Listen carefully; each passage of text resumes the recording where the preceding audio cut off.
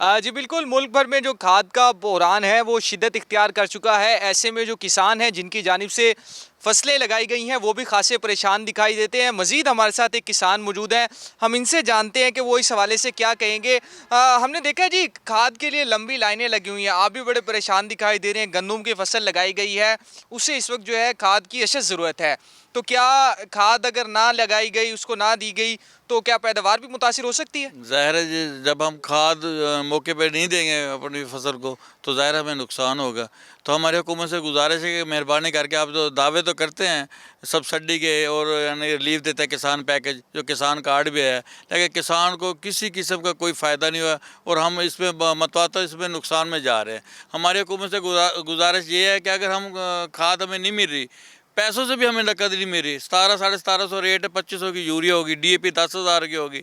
ज़ाहिर है जब हम अपनी फसल को टाइम पे अपना खाद नहीं देंगे तो ज़ाहिर हमारी फसल मुतासर होगी और किसान जो है पहले भी बदहाली का शिकार है, मज़ीद नुकसान में चले जाएंगे। अगर हमारे साथ यही होता रहा, यह हुकूमत यही ऐसे करते रही, तो हम अपनी फसलें काश्त करना छोड़ देंगे।